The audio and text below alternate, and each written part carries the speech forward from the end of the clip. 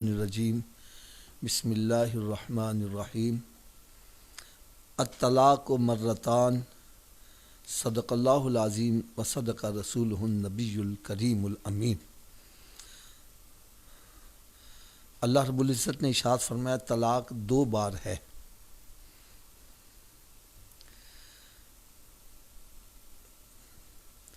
آج میں نے جیسے پہلے درس میں عرض کیا کہ یہ موضوع ایک کافی طویل موضوع ہے، اس کے لیے ہم ایک علیحدہ درس کا اہتمام کریں گے۔ ایک میں چھوٹی سی مثال عرض کرنے لگا ہوں۔ ایک بندہ گاڑی چلانا نہیں جانتا، ہم اس کو گاڑی کے اسٹیئرنگ پر نہیں بٹھاتے، اس لیے کہ بٹھائیں گے تو ایکسیڈنٹ کرے گا، نقصان ہو جائے گا۔ یار کس قدر افسوس کی بات ہے، جو گاڑی چلانا نہیں جانتا ہم اس کو اسٹیئرنگ پہ نہیں بٹھاتے، اور جس کی ہم شادی کر رہے ہیں اس کو شادی کی گاڑی چلانی نہیں آتی، ہم اس کو اسٹیئرنگ پہ بٹھا دیتے ہیں۔ لڑکے کو پتہ ہے لڑکی کے حقوق کا، میاں کو بیوی کے حقوق کا نہیں پتہ، بیوی کو میاں کے حقوق کا پتہ نہیں ہے، تو پھر ایکسیڈنٹ ہی ہوتے ہیں۔ لڑکا چاہتا ہے یہ میری لونڈی بن جائے، لڑکی چاہتی ہے یہ میرا غلام بن جائے، ہر کوئی اپنی رسا کشی میں لگا رہتا ہے، جس کی وجہ سے نقصان بڑا ہوتا ہے۔ تو پھر ذرا سی بات پر جلدی طلاق کے بارے میں آ جاتے ہیں۔ میں تو اس کے لیے ایک بڑی پیاری سی مثال دیا کرتا ہوں۔ ایک ہم عورت رکھتے ہیں گھر میں صفائی کرنے کے لیے، وہ ہمارے گھر کی صفائی کرتی ہے، اس کو ہم تنخواہ بھی دیتے ہیں، وہ چھٹیاں بھی کرتی ہے، اور ہم اس کو بھی برداشت کرتے ہیں، اور وہ زبان درازی بھی کرتی ہے، ہم اس کو بھی برداشت کرتے ہیں۔ کیوں کرتے ہیں؟ ہمیں پتہ اگر اس کو چھٹی کرا دی تو گھر کی صفائی کون کرے گا، لہٰذا جتنی دیر تک اس کا کوئی سبسٹیوٹ نہ دیکھا جائے، اس کا کوئی نعم البدل نہ دیکھا جائے، اس کو چھٹی نہ کروائی جائے، اس کی باتیں صحیح جائیں۔ مجھے حضرت صاحب اس پر اتنا افسوس ہوتا ہے، جو صرف ایک کام کرتی ہے صفائی کا، اس کو فارغ کرنے سے پہلے ہم کتنے دن سوچ بچار کرتے ہیں، اور جو ہماری روٹی بھی پکا رہی ہے، ہمارے کپڑے بھی سی رہی ہے، کپڑے پریس بھی کر رہی ہے، ہماری گھر کی چوکی دارن بھی ہے، گھر کی صفائی بھی کر رہی ہے، اور ہمارے رشتہ داروں کو انٹرٹین بھی کرتی ہے، جس نے اتنے سارے کام سنبھالے ہوئے ہیں، اس کو فارغ کرنے کے لیے ہم ایک سیکنڈ بھی نہیں سوچتے، فوری طور پر جا تجھے 3 طلاق ہے۔ خدا کے بندو، ایک صفائی کرنے والی کو فارغ کرنے کے لیے اتنی سوچ بچار کرتے ہو، اتنی میٹنگیں بناتے ہو، اور ایک عورت کو جو تیری بیوی ہے اور جس نے تیرے پتہ نہیں کتنے کام سنبھالے ہوئے ہیں، اس کو فارغ کرنے کے لیے سیکنڈ بھی نہ لگاتے۔ اور میں نے یہ دیکھا ہے، جو یہ جلد بازی میں، بے صبری میں فیصلہ کر لیتے ہیں، فوری طور پر 3 طلاق دے دیتے ہیں، وہ بعد میں پھر پچھتاتے بڑھتے ہیں، پھر آ جاتے ہیں حافظ صاحب، وہ جو میری ساس ہے وہ ہارٹ پیشنٹ ہے، اس کو پتہ چل گیا اس کی بیٹی کو طلاق ہو گئی، وہ تو مر ہی جائے گی، حافظ صاحب کسی طرح بچا لو، کسی سے کوئی راستہ نکالو۔ اب حافظ صاحب راستہ کیسے نکالیں؟ وہ جی میں بڑے غصے میں تھا اس لیے میں نے طلاق دے دی، تو غصے میں تو طلاق نہیں نہ ہوتی۔ میں نے کہا پیار میں کبھی کو طلاق دیتا کسی کو؟ کبھی کسی نے یہ کہا ہے تو مجھے بہت اچھی لگتی ہے، جا میں تجھے 3 طلاق دیتا ہوں؟ طلاق ہوتی غصے میں ہی ہے، غصے میں ہی بندہ قتل کرتا ہے۔ اب بندہ کہے کہ میں نے غصے میں قتل کیا، لہذا مجھے سزا نہ دی جائے۔ وہ جی وہ عورت تو حاملہ تھی، بھئی حاملہ کو طلاق تو کہتا نہیں ہوتی، حاملہ کی تو عدت بھی بیان کی گئی ہے، اگر اس کو طلاق نہیں تو عدت کیوں بیان کی گئی ہے؟ اس کی عدت وضع حمل بتلائی گئی ہے۔ تو آئیے آج ہم اس موضوع کو لے کر تھوڑا سا چلیں گے۔ سب سے پہلی بات تو یہ ہے کہ نکاح ہے کیا چیز اور طلاق کیا چیز ہے۔ نکاح ایک بندھن ہے جو عورت اور مرد کو ایک گرہ کے ساتھ باندھ دیتا ہے کہ آئندہ نکاح کے بعد تم نے یہ زندگی کا سفر دونوں نے اکٹھا طے کرنا ہے، اور اس بندھن کو توڑ دینے کا نام طلاق ہے، سیپریشن، اس کو طلاق کہتے ہیں۔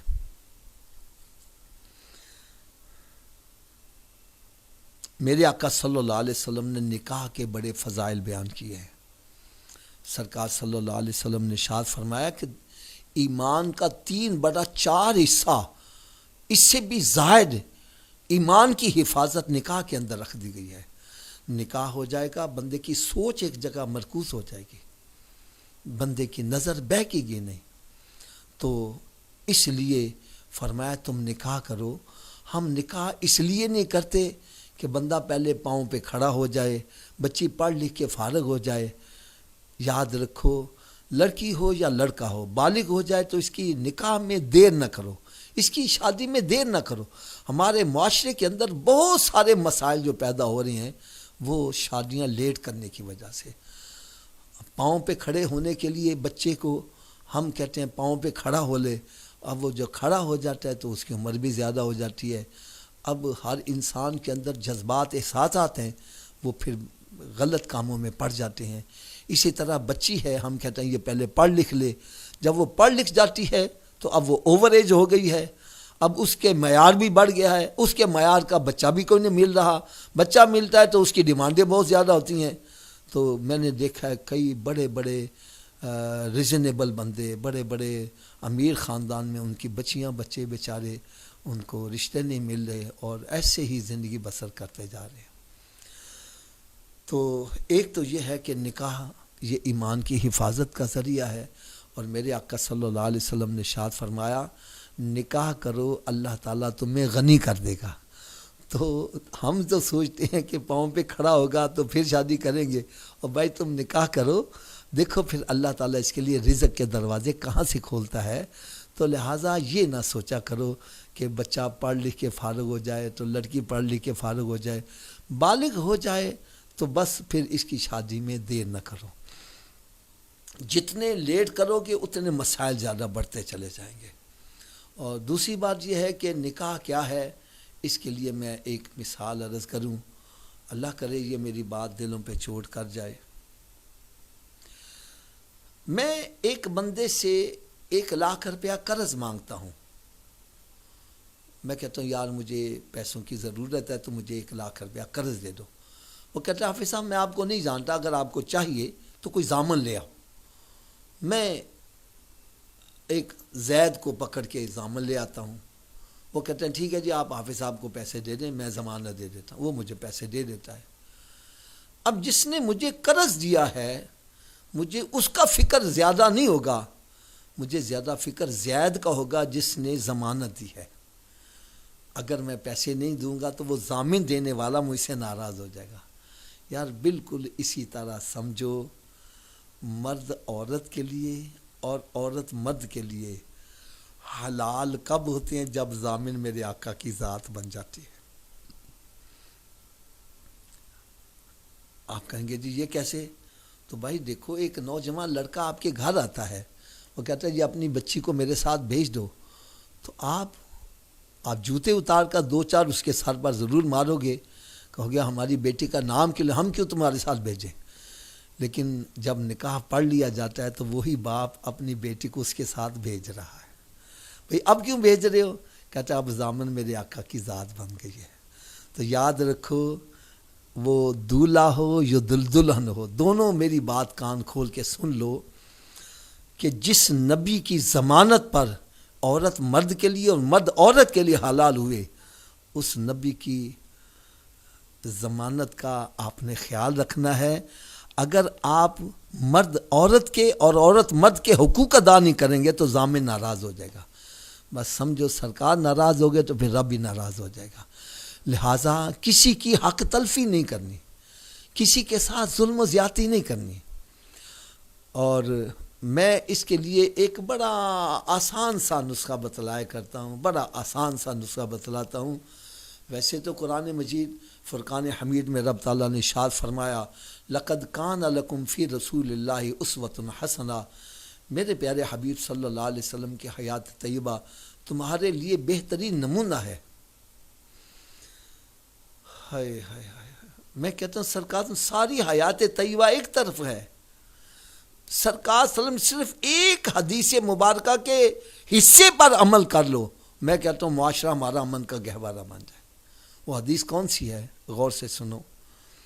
میرے آقا صلی اللہ علیہ وسلم نے ارشاد فرمایا کہ تم میں سے کوئی بندہ اتنی دیر تک کامل مومن نہیں ہو سکتا جتنی دیر تک اپنے بھائی کے لیے وہ چیز پسند نہ کرے جو اپنے لیے پسند کرتا ہے۔ یہ حدیث تو میرا خیال ہے آپ نے سینکڑوں مرتبہ سنی ہوگی، کئی مرتبہ لکھی ہوئی بھی پڑھی ہوگی کہ اتنی دیر تک تم کامل مومن نہیں ہو سکتے جتنی دیر تک اپنے بھائی کے لیے وہ چیز پسند نہ کرو جو اپنے لیے پسند کرو۔ لیکن اس کا مطلب کیا ہے؟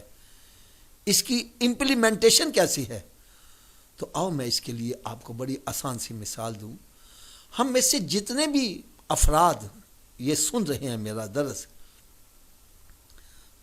میں دعوے سے یہ کہتا ہوں آپ میں سے کوئی بندہ بھی یہ نہیں چاہتا کہ اس کی بیٹی کو کوئی گالیاں نکالے، اس کی بیٹی کو کوئی دھکے دے، اس کی بیٹی کو کوئی تانے مینے دے، تو لے کے کی آئی ہے، تیرے ابے نے تن دیتا کی ہے، کوئی بھی نہیں چاہتا۔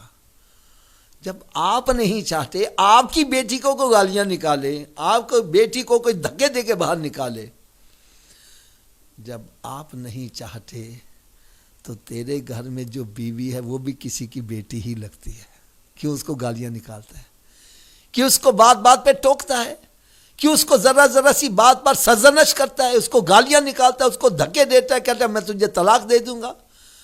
خدا را یہ سمجھو کہ تیری بیوی کی جگہ تیری بیٹی ہو اور کوئی اس کے ساتھ وہ سلوک کرے جو تو اس کے ساتھ کر رہا ہے، تو تیرے دل پر کیا بیتے گی؟ وہ بھی تو کسی کی بیٹی ہے نا۔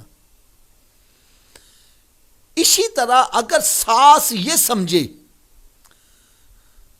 کہ جو سلوک میں اپنی بہو کے ساتھ کر رہی ہوں، اگر میری بہو کی جگہ میری بیٹی ہو اور میری بیٹی کے ساتھ کوئی ایسا سلوک کرے جیسا میں اس کے ساتھ کر رہی ہوں، تو میرے دل پر کیا بیتے گی؟ یار وہ بھی تو کسی کی بیٹی ہے۔ اللہ حاصل قیاس، اگر میں آپ کی جیب کاٹنا چاہتا ہوں تو میں یہ سمجھوں یار اس کی جگہ میں ہوں اور کوئی میری جیب کاٹے، یا میں آپ کو تھپڑ مارتا ہوں، میں یہ سمجھوں کہ اس کی جگہ میں ہوں اور کوئی مجھے ایسے تھپڑ مارے، میرے دل پر کیا بیتے گی؟ یار وہ بھی تو انسان ہی ہے نا۔ اگر ہم صرف اتنی حدیث پر عمل کر لیں، یقین جانو ہمارا معاشرہ امن کا گہوارہ ہو جائے۔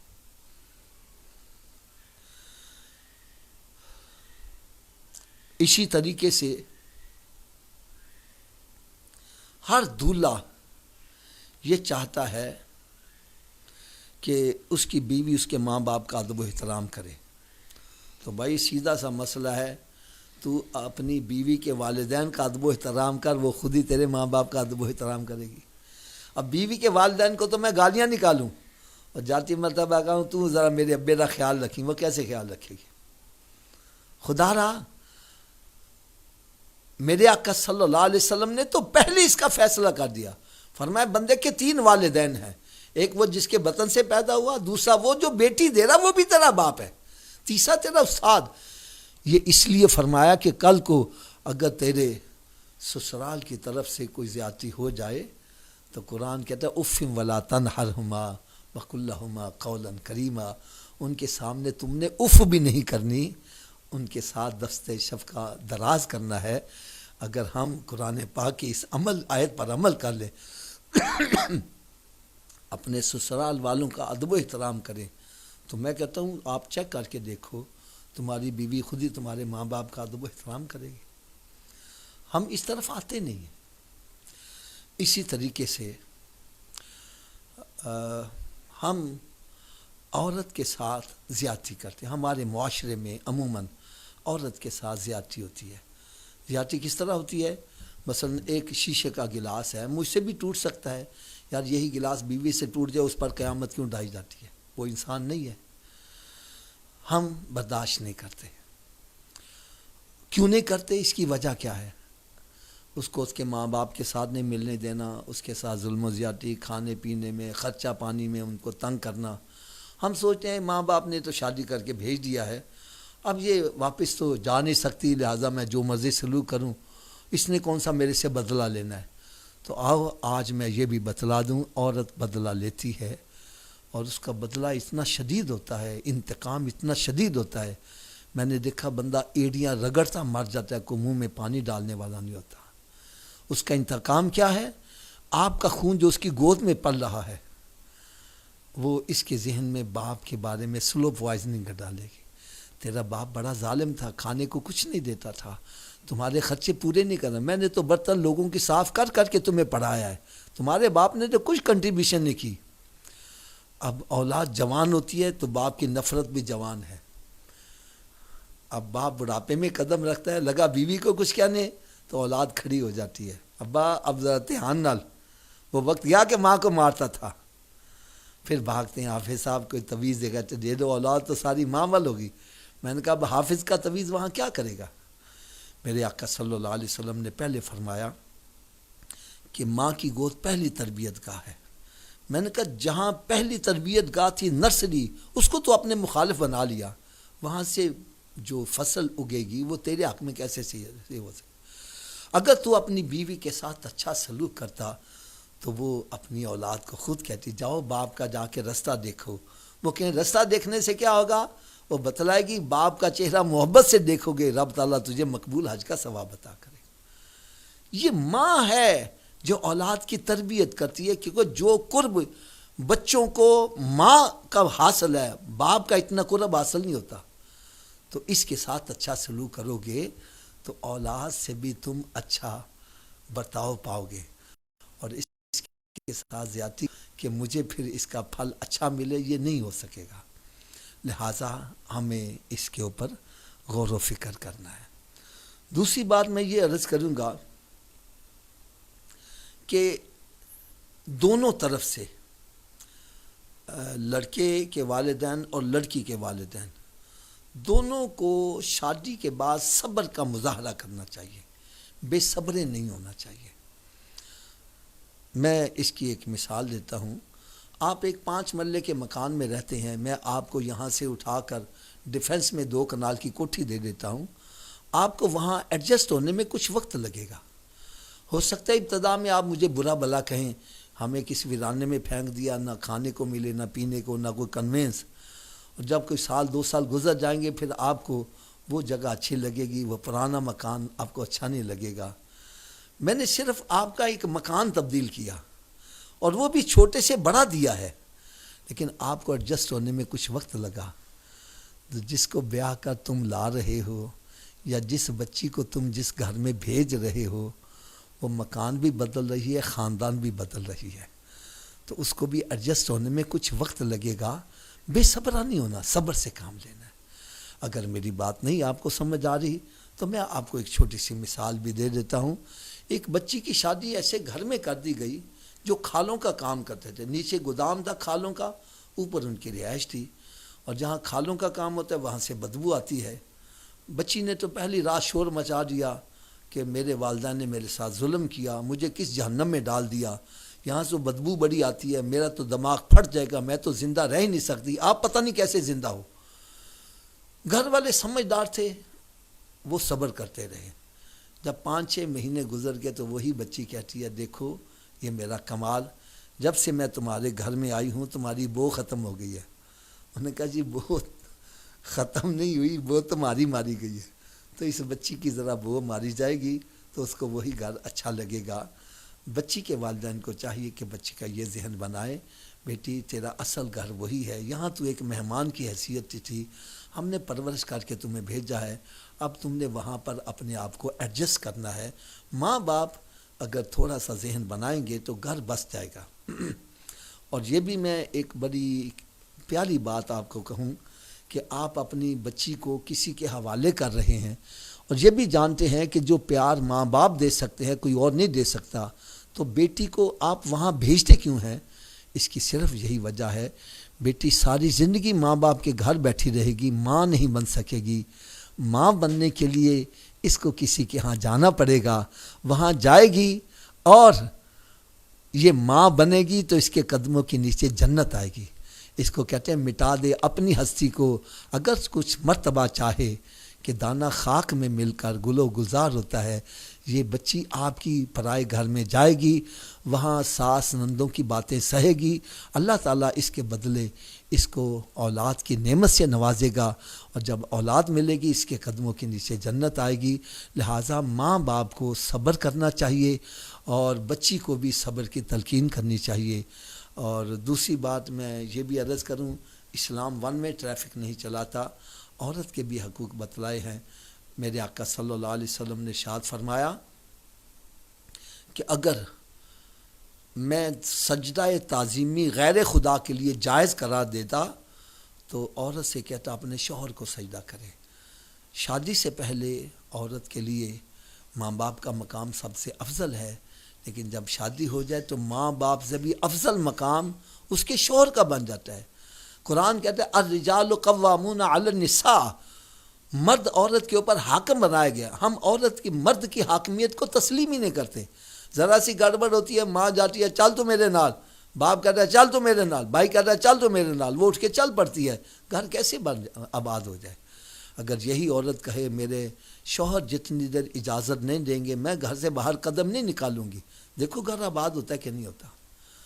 تو لہٰذا ہمیں اس کے بارے میں غور و فکر کرنا ہے. پھر اگر گھر بسانا ہے تو عفو اور درگزر سے کام لینا ہے. اگر غلطی ہو جائے تو اس کو دل میں سما کے نہیں رکھنا، دل کو صاف کرنا ہے. عفو اور درگزر سے کام لینا ہے. عفو اور درگزر سے کام لے گئے. میں اس کے سلسلے میں آپ کو ایک بڑا پیارا واقعہ سنا دیتا ہوں. میں سمجھتا ہوں اگر کوئی یہ غور سے سنے تو ہو سکتا ہے کہ ان کی زندگیوں کے اندر انقلاب برپا ہو جائے. ایک بندہ بیچارہ بڑا غریب آدمی تھا، اس کا دال روٹی مشکل چلتا تھا، دل میں خواہش تھی کبھی میں بھی تو گوشت کھاؤں گا. اس نے پیسے جمع کرنے شروع کر دیے. 5-6 مہینے کے بعد اس کے پاس اتنے پیسے اکٹھے ہوئے کہ ایک پائیا گوشت لے آیا. بڑا خوش، بیوی سے لا کر دیا، کہا کہ آج گوشت پکا، میں گوشت کھاؤں گی. بیوی نے گوشت پکایا لیکن اس میں نمک کڑوا ہو گیا. جیسے اس نے پہلا لقمہ کھایا پورا منہ کڑوا ہو گیا، ایک دم غصے میں لال پیلا ہو گیا. سوچا میں بیوی کو ماروں، اس نے میری ساری کمائی برباد کر کے رکھ دی. لیکن تھوڑی دیر کے بعد سوچا جیسی غلطی میری بیوی سے ہوئی ہے ایسی غلطی میری بیٹی سے بھی تو ہو سکتی ہے، میری ماں سے بھی ہو سکتی ہے، میری بہن سے بھی ہو سکتی ہے. اگر کوئی اس کو مارے تو میرے دل پر کیا بیتے گی، یہ بھی تو کسی کی کچھ لگتی ہے. پھر سارے رشتے ایک طرف رکھ کر اس نے کہا کہ یہ اللہ کی بندی بھی تو ہے نا، اگر میں نے اس کو مارا تو اللہ ناراض ہو جائے گا. اس نے بیوی کو معاف کر دیا. اور معاف بھی کس طرح کیا؟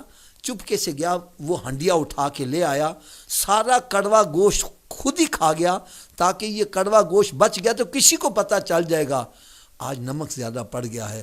اس نے نہ بیوی کو کچھ کہا، نہ رشتہ داروں کو اکٹھا کیا، نہ خاندان کو اکٹھا کیا، نہ محلے والوں کو اکٹھا کیا، بیوی کو معاف کر دیا. پھر فرماتے ہیں کہ کچھ عرصے کے بعد اس کا انتقال ہو گیا. فرشتے آ گئے، آ کے نامہ اعمال چیک کیا، دیکھا اس کے نامہ اعمال میں کوئی نیکی نہیں ہے. اس کو یقین ہو گیا میرا ٹھکانہ دوزخ ہے. رب تعالیٰ نے ارشاد فرمایا فرشتوں ایک مرتبہ پھر نظر مارو، شاید کوئی نیکی نظر آ جائے. عرض کرتے ہیں یا اللہ نیکی ہے ہی کوئی نہیں. فرمایا تیسری مرتبہ نظر مارو. پھر تیسری مرتبہ نظر ماری. عرض کرتے ہیں یا اللہ نیکی تو کوئی نہیں، البتہ ایک مرتبہ اس کی بیوی سے نمک زیادہ پڑ گیا اور اس نے یہ کہتے ہوئے کہ یہ اللہ کی بندی ہے اس کو معاف کر دیا تھا. رب تعالیٰ نے ارشاد فرمایا میں اس سے بڑا معاف کرنے والا ہوں، جاؤ میں نے اس کے سارے گناہ معاف کر دیے. آؤ یار تم بھی ایک دوسرے کو معاف کرو. اس معاف کرنے سے اللہ تبارک و تعالیٰ راضی ہو جائے گا. کرو مہربانی تو محل زمین پر، خدا مہربان ہوگا عرش بری پر. سارے حربے اختیار کرنے کے بعد بھی میں وہ عورت کے کچھ حقوق دوبارہ اور تھوڑا سا بیان کر دوں. فرمایا کہ میں اگر اپنی شریعت میں غیر خدا کے لیے سجدہ غیر اللہ کے لیے جائز قرار دیتا تو عورت سے کہتا اپنے شوہر کو سجدہ کرے. فرمایا کہ عورت مرد کی اجازت کے بغیر نفلی روزہ نہیں رکھتی، عورت مرد کی اجازت کے بغیر اپنے گھر سے باہر نہیں نکل سکتی. فرمایا اگر مرد کے جسم پر پیپ پڑ جائے، عورت زبان سے چاٹ کر بھی صاف کرے تب بھی مرد کا حق ادا نہیں ہو سکتا. تو خدا را عورت کو بھی حقوق کا خیال رکھنا چاہیے، مرد کو بھی حقوق کا خیال رکھنا چاہیے۔ میں ایک بڑی پیاری سی آپ کو ایک سرکار صلی اللہ علیہ وسلم حسن اخلاق کی ایک جھلک بتلا دوں۔ ایک بندہ میرے پاس آیا، کہنے لگا حافظ صاحب میرے سسرال والے اچھے نہیں ہیں، میری بیوی کو گھر میں بٹھا لیا، بھیجتے ہی نہیں ہیں۔ میں نے کہا یار مجھے ایک چھوٹا سا مسئلہ تو بتلاؤ۔ کہنے لگا جی کیا؟ میں نے کہا یار ماں باپ اپنی بچی کی شادی گھر بسانے کے لیے کرتے ہیں یا اجاڑنے کے لیے کرتے ہیں؟ کہنا بسانے کے لیے۔ میں نے کہا تیرے سسرال والوں نے لاکھوں روپیہ کھانے پر لگایا، پھر جہیز دیا، پھر لڑکے کے تحفے اس کی ماں کو، اس کے باپ کو، اس کے بہن بھائیوں کو، اس کے چچا ممانی تایا خالہ سب کو تحفے دیے، کاہے کے لیے کہ ہماری بیٹی کا گھر آباد ہو جائے۔ اگر اتنا خرچہ کرنے کے بعد گھر ہی بٹھانا تھا تو پھر شادی کیوں کی؟ وہ سوچ میں پڑ گیا، کہنے لگا حافظ صاحب مجھے تو سمجھ نہیں آتی۔ میں تجھے سمجھا دیتا ہوں۔ میں نے کہا تیرا اخلاق اچھا نہیں ہے، اگر تیرا اخلاق اچھا ہوتا تیرے سسرال والے ایڑی چوٹی کا زور بھی لگا دیتے، بیٹی کو گھر نہیں بٹھا سکتے تھے۔ میں نے کہا تو کہتا ہے میاں بیوی راضی تھے، کی کرے گا قاضی؟ وہاں قاضی بھی کچھ نہیں کر سکتا۔ میں نے کہا تو یہ کہتا ہے میرے سسرال والے بھیجتے نہیں ہیں۔ میں نے کہا میں تجھے سونے آقا صلی اللہ علیہ وسلم کے حسن اخلاق کی ایک جھلک دکھاؤں۔ حضرت ابو سفیان رضی اللہ تعالیٰ عنہ جو بھی مسلمان نہیں ہوئے، ان کی بیٹی ام حبیبہ رضی اللہ تعالیٰ عنہا مومنہ ہے، سرکار صلی اللہ علیہ وسلم کے نکاح میں ہے، مدینہ منورہ میں ہے۔ بچھڑا ہوا باپ بیٹی سے ملاقات کرنے مکہ معظمہ سے چلا ہے، مدینہ منورہ آیا ہے، آ کے دروازہ کھٹکھٹاتا ہے، اندر سے آواز آتی ہے کون؟ جواب آتا ہے تمہارا باپ ابو سفیان آیا ہے۔ اندر سے بیٹی کہتی ہے ابا باہر ہی کھڑے رہنا، میں سرکار صلی اللہ علیہ وسلم سے پوچھ لوں کیا مسلمان بیٹی کافر باپ سے ملاقات کر سکتی ہے؟ سرکار اجازت دیں گے تو دروازہ کھلے گا، ورنہ یہیں سے واپس جانا پڑے گا۔ یار اندازہ کرو میرے آقا صلی اللہ علیہ وسلم نے کیسا پیار دیا ہوگا اپنی ازواج مطہرات کو کہ بچھڑا باپ باہر کھڑا ہے، دروازہ نہیں کھولا جا رہا۔ سرکار صلی اللہ علیہ وسلم نے اجازت عطا فرمائی، دروازہ کھلا ہے، وہ اندر داخل ہوئے ہیں، لگے بستر پر بیٹھنے۔ بیٹی کہتی ہے ابا ٹھہرو ذرا۔ وہ رک گئے، بیٹی کیا بات ہے؟ بیٹی نے بڑھ کر بستر طے کر کے ایک طرف کر دیا۔ ابو سفیان کہنے لگا بیٹی تم نے بہت اچھا کیا، میں عرب کا سردار ہوں، یہ بستر میرے شایان شان نہیں تھا۔ بیٹی چلا اٹھی، کہنے لگی ابا ایسی بات نہیں، بلکہ یہ بستر امام الانبیاء کا ہے اور تو اس لائق نہیں کہ تجھے اس پر بٹھایا جائے۔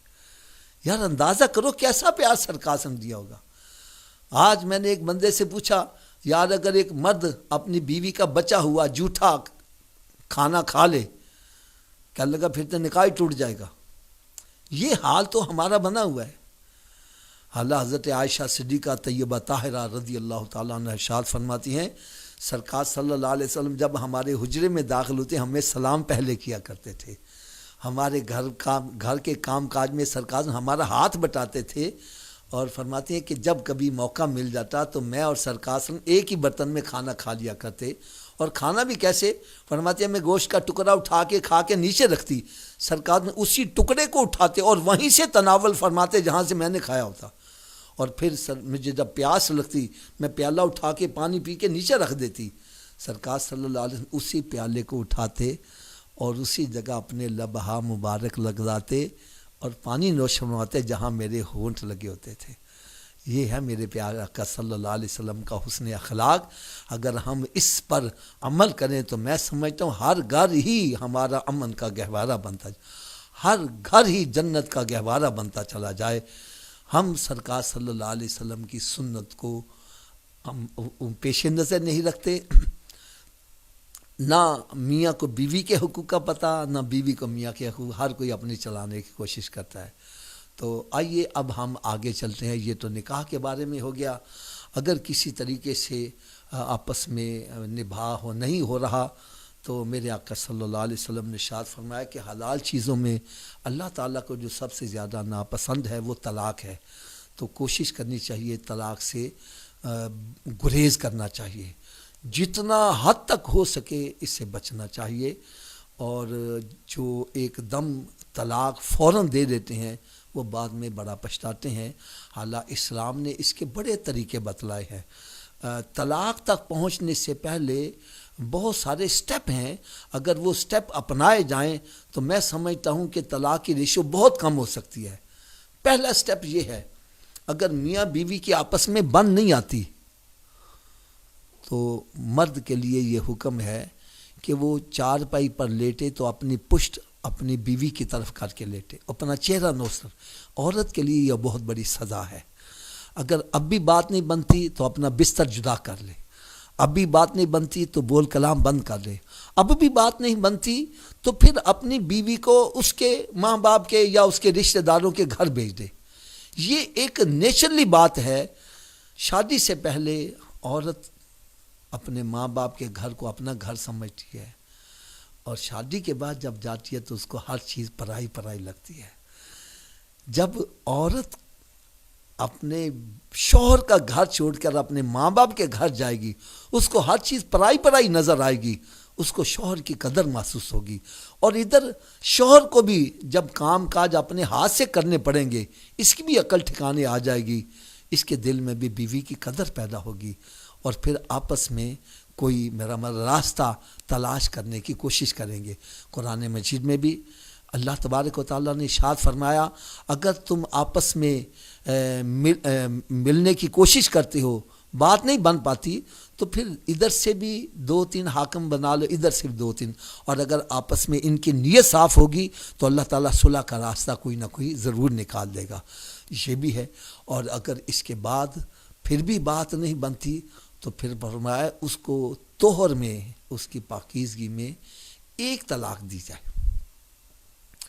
ایک طلاق جو ہے اس کو طلاق رجعی بولتے ہیں. اس کے بعد صلح ہو سکتی ہے. عدت کے دوران اگر عورت کی عقل ٹھکانے آ جائے، مرد کی عقل ٹھکانے آ جائے تو آپس میں صلح کر سکتے ہیں. عدت کے اندر وہ صلح کر لیں گے. نہ تجدید نکاح کی ضرورت ہے، نہ حلالے کی ضرورت ہے. اور اگر عدت گزر گئی، اب صلح کرنا چاہتے ہیں تو پھر تجدید نکاح کرنا پڑے گا. اگر اب بھی بات نہیں بنی تو پھر فرمایا کہ اس کے دوسرے طہر میں اس کو ایک طلاق اور دے دی جائے. 2 طلاق دینے کے بعد بھی صلح کا راستہ کھلا ہوا ہے. عدت ختم ہونے سے پہلے میاں بیوی آپس میں صلح کر سکتے ہیں. اور اگر عدت گزر گئی، اب بھی راستہ کھلا ہے. زندگی کے کسی موڑ پر بھی دوبارہ نکاح کر لیں گے تو یہ آپس میں گھر بسا سکتے ہیں. لیکن اگر تیسری طلاق دیتی، قرآن کہتا ہے فَإِن طَلَّقَهَا فَلَا تَحِلُّ لَهُ مِن بَعْدُ حَتَّى تَنكِحَ زَوْجًا غَيْرَهُ. فرمایا اگر یہ تیسری طلاق دے دیتے ہیں تو پھر وہ عورت اس کے لیے حرام ہو جائے گی. اتنی دیر تک وہ اس کے نکاح میں نہیں آ سکتی جتنی دیر تک وہ حلالہ نہ کرے. حلالہ سے کیا مراد ہے؟ حلالہ سے یہ مراد ہے کہ یہ عدت گزارنے کے بعد کسی اور سے شادی کرے گی، پھر وہ شادی کے بعد خلوت صحیحہ ہو. اگر وہ مرد اپنی مرضی سے اس کو طلاق دے دیتا ہے تو یہ عدت گزار کے پھر پہلے شوہر سے نکاح کر سکتی ہے. تو یہ نکاح پھر نئے سرے سے ہوگا. یہ اس طرح کا طریقہ کار ہے. اب آپ خود ہی اندازہ لگائیں، کیا ہم شریعت کے ان اصولوں کو اپناتے ہیں؟ ہم تو ذرا سا نمک زیادہ پڑ جائے چل 3 طلاق ہے، ذرا سی کوئی بات ہو جائے چل 3 طلاق. ادھر گھر میں بندہ داخل ہوا ہے، ماں نے بیوی کے بارے میں، اس کی بیوی کے بارے میں 2-4 باتیں ایسی سنا دیں، یہ غصے میں جا کر فوری طور پر اس کو طلاق دے گا. حالانکہ بیوی سے پوچھتا ہی نہیں. ہو سکتا ہے ماں بوڑھی ہے، اس کو سننے میں کوئی بات غلطی لگی ہو، کم از کم صفائی کا موقع تو دینا چاہیے. ہم صفائی کا موقع ہی نہیں دیتے. ہم اس کو فوری طور پر سمجھتے ہیں کہ یہ 3 طلاق دیں گے تو تبھی خلاصی ہوگی. اب کئی بندے کہتے ہیں غصے میں ہم نے طلاق دی، غصے میں ہمیں ہوش ہی نہیں تھا، میں کس کو طلاق. میں کہا یار غصے میں کبھی ماں کو طلاق دی ہے، کبھی بہن کو طلاق دی ہے، کبھی دیوار کو طلاق دی ہے. تو جس سے لڑ رہا ہے تو یہ اتنا تو ہوش ہے نا، اس کو طلاق دیں گے تو تبھی جان خلاصی ہو. پھر تو بے ہوش کیسا ہوا؟ یہ سب اپنی من گھڑت باتیں کر کے. تو میرا مطلب ہے کہ اپنے رستے ہموار. ہم نہیں چاہتے کہ ہم شریعت کے مطابق چلیں، بلکہ ہماری خواہش ہوتی ہے کہ شریعت ہماری مرضی کے مطابق ہو جائے. تو اگر شریعت اپنی مرضی کے مطابق کرنے کی کوشش کرو گے تو پھر تباہی و بربادی دنیا اور آخرت کا نقصان ہے، اور اگر اپنے آپ کو شریعت کے مطابق کر لو گے تو دنیا بھی سنور جائے گی، آخرت بھی سنورے گی۔ اب آخر میں میں نے جو بتلایا کہ 2 طلاقیں ہیں جس کے بعد رجوع ہو سکتا ہے، اس کو طلاق رجعی کہتے ہیں۔ عدت کے دوران آپ صلح کر سکتے ہیں، نہ نکاح کی تجدید نکاح کی ضرورت ہے، نہ حلالے کی ضرورت ہے۔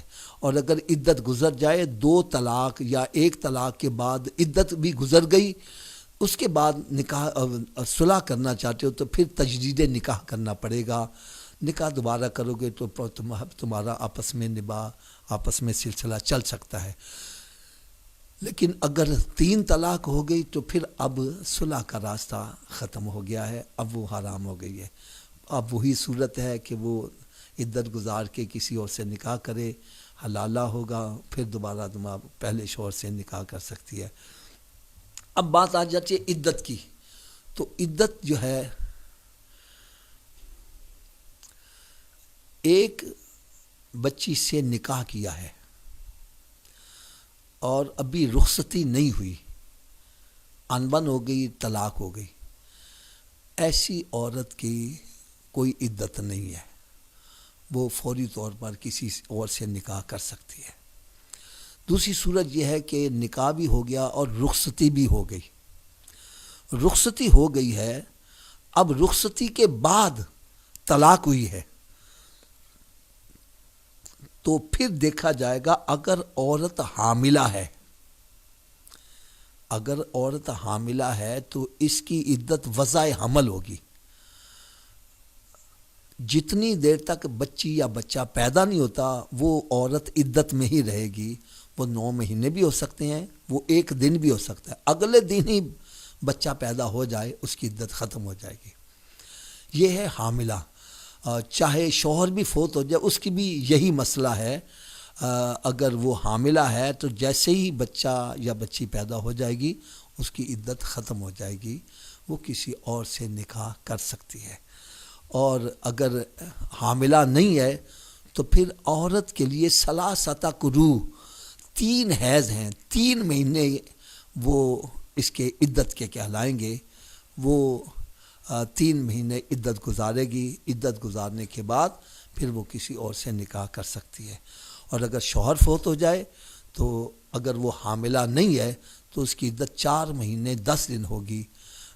یہ عدت کے اندر وہ میرا مطلب بناؤ سنگار نہیں کرے گی، میک اپ نہیں کرے گی، اچھے کپڑے نہیں پہنے گی۔